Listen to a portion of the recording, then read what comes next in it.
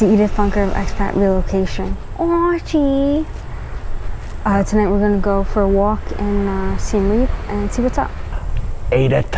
Anyways, so yeah, we're going into town. This is our last night in town, so we're gonna show you guys a little bit of the nightlife. Again, it's not at full speed, so bear that in mind. Things have not fully recovered, but it'll give you an idea of what's happening right now.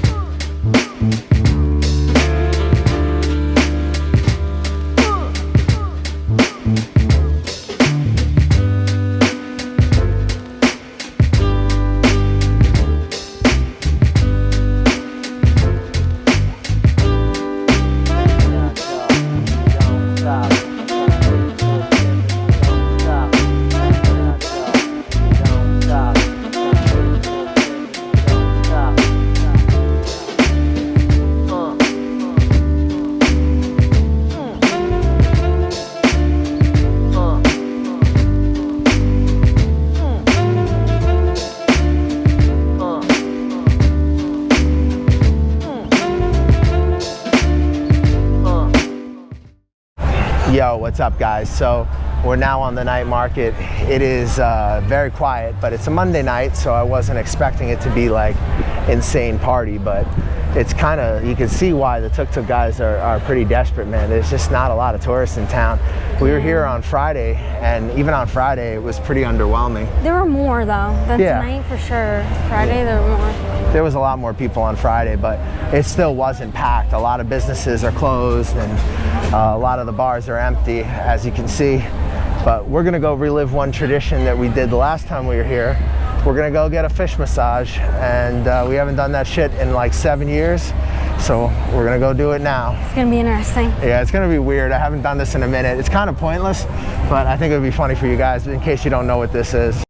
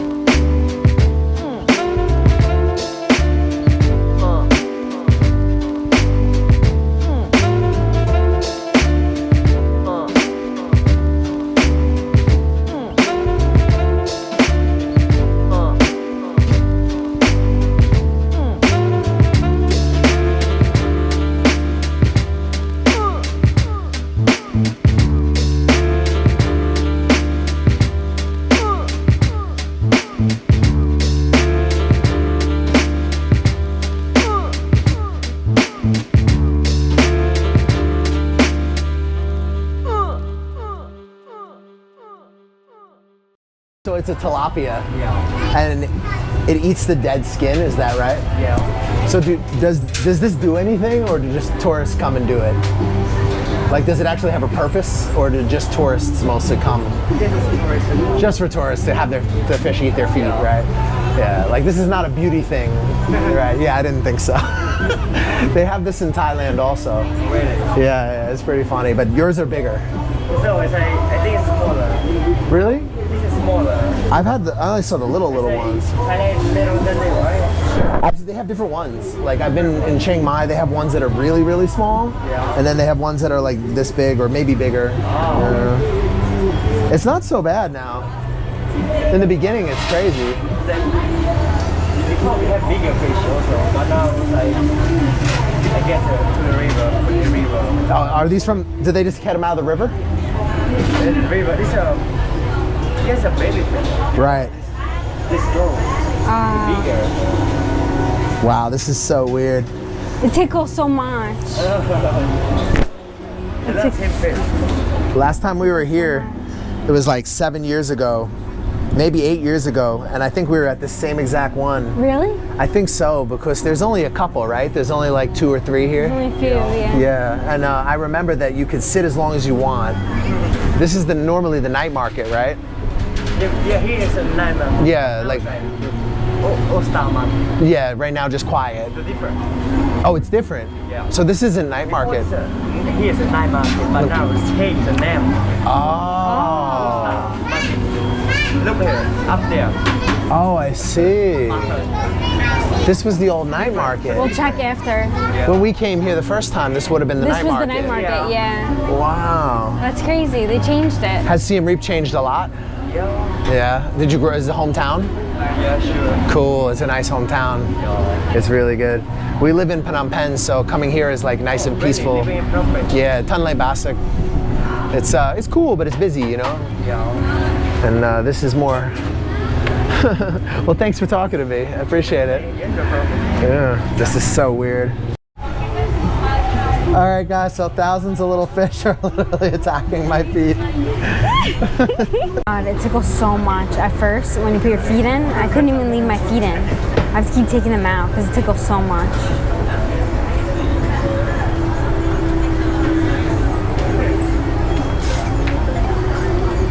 Call these things doctor fish, and there's not a whole lot of evidence that they do very much, and some animal rights groups are not big fans of this practice, but it is a bit of a strange thing to do, and I do remember doing this probably about 7 or 8 years ago. Dude, I think it was the same one. I think it was the same place. I don't know for sure, but... Because now this is something different, but back when we were here, this area was the night market. Yeah. So yeah, we thought we would recreate a memory and get you guys a little bit of weird content for those of you who have never been to Southeast Asia. This is common not just in Cambodia, but you see this in Thailand and Vietnam also.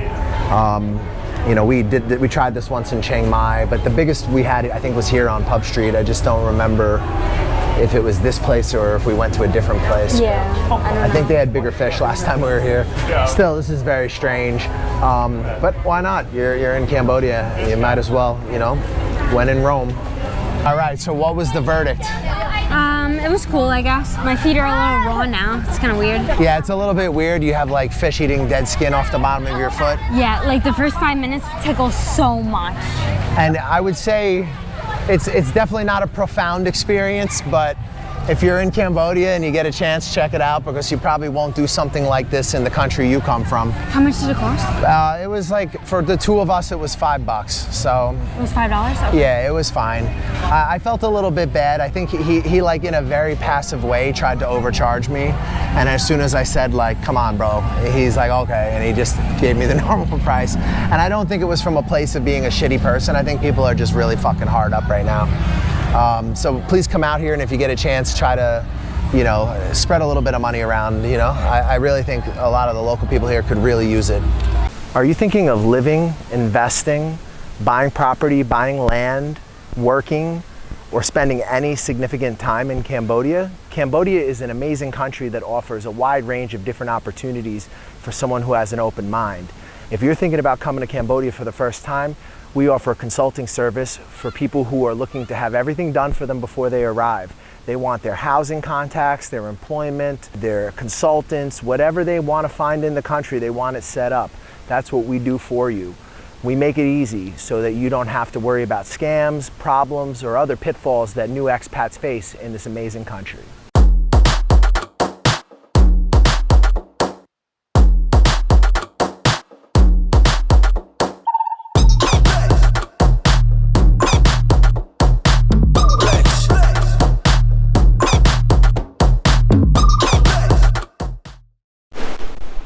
Brush your face and wash your teeth, son. Hey, what's up? I'm D from Canada. Hook up with the New York Nomad if you want a smooth ride into Vietnam or any Southeast Asian countries. Hey, my name is Aaron. Get in contact with the New York Nomads. If you want to get into Vietnam, hit them up. They'll get you in securely and professionally. Yo, this is Uncle Hollywood. I'm telling you right now, the New York Nomad got me a job. He's legit. Hit him up. Check him out. New York Nomad set me up in Vietnam. Yo, my man got me a job. Come to Vietnam. Hey, what's up, guys? You thinking about coming to Vietnam? You're not sure where to start? You've heard a lot of things online. You don't know what's true, you don't know what's not. We offer a consulting service where we help you get on your feet in Vietnam. We give you advice on negotiating contracts with employers. We help you with real estate agents, visa agents that are reliable and that you can trust. We help you get started in this amazing country and get on your feet. We help you get into different opportunities that might be more difficult for you if you were just landing in the country on your own. And we help you avoid a lot of the pitfalls and problems that you could have as a newcomer here. We provide you with reliable job recruiters, visa agents, real estate agents, and advice. If you guys are thinking about coming to Vietnam, hit us up for a consultation. We'll help you get started, help you get on your feet, and hopefully you'll love Vietnam as much as we do.